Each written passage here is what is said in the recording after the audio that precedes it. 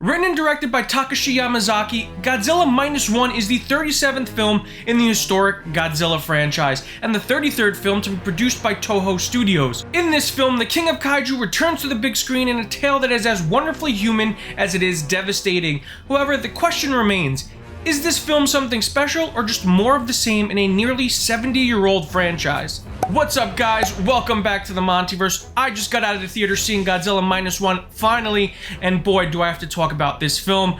Growing up, I was a big fan of Godzilla films. I used to watch a lot of the older Godzilla movies, but I am definitely not a hardcore, die-hard Godzilla fan, as the most exposure I've had to this franchise recently has been the big studio Hollywood Legendary Pictures Godzilla films over the past couple of years. So I didn't really know what to expect going into this movie. I mean, I did a really great job of avoiding any sort of spoilers or any sort of ideas on what this film could possibly be, because I wanted to go in as blind as possible. And I have to say, it was quite rewarding to do so, because this film totally blew me away. Godzilla Minus One is way more than just your average kaiju film.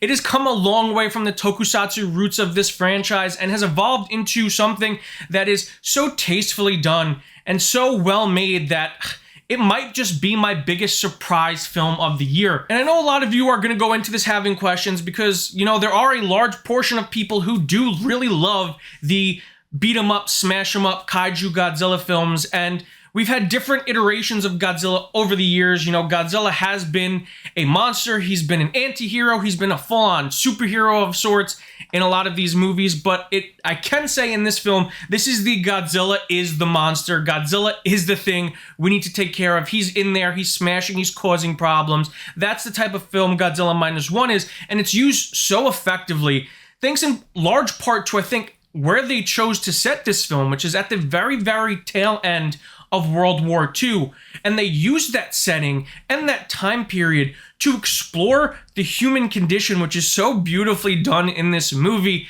through the eyes of all things, a kamikaze pilot.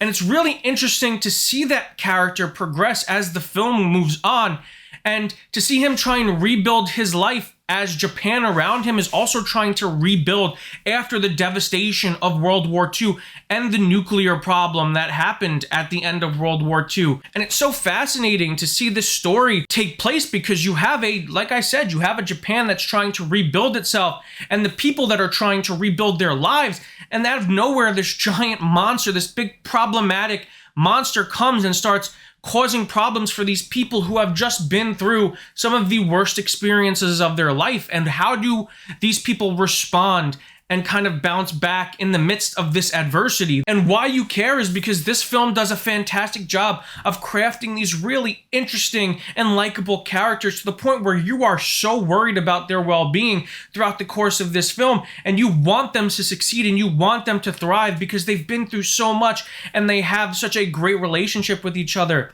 You see, this film is almost like a hidden romance movie billed as a kaiju film. Not only that, but there is also a wonderful friend dynamic that's built up through this film too. So all of these characters, whenever they are put in danger, you're not rooting for Godzilla. You're rooting for these people to survive because you've grown to like them so much throughout the course of this film. And it's really something that I was so pleasantly surprised and happy about. Because listen, while I do love aspects of the Legendary Pictures Godzilla films, I think one of their biggest flaws is the human characters in those movies are so poorly done. Like, I just don't care about most of them and they're just really boring.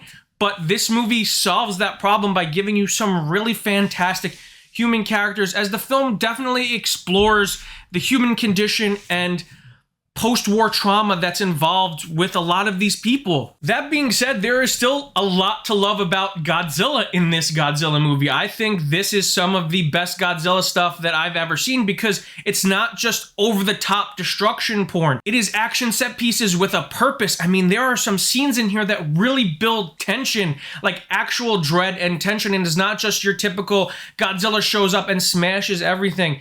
And I love the look and design of Godzilla in this movie. His atomic breath is the coolest I think I've ever seen. It's so devastatingly powerful the way they do it in this film. So I think if you are looking for your more traditional Godzilla aspects in this movie, trust me, they are there, and it's definitely a film that pays homage to the roots of the character, a lot of the older Godzilla films. But this movie is more than just your typical kaiju film, your typical Godzilla film. This is definitely one of the best films of the year, and if you haven't seen it, I highly recommend that you take the time to see it, because this is really something special. And yeah, this is definitely one of my top movies of 2023. My final score for this film is a 4.5 out of 5. I highly recommend Godzilla Minus One. You need to check this film out if you haven't. If you're a huge fan of Godzilla, if you're a huge fan of tokusatsu, if you're a huge fan of kaiju films, this is definitely one that you should be looking forward to. If you guys like this video, make sure to give it a huge thumbs up. If you're new to the channel, subscribe and hit the notification bell to stay up to date on all of our latest content. If you want to check out our other videos, click the link on the page. And until next time, guys,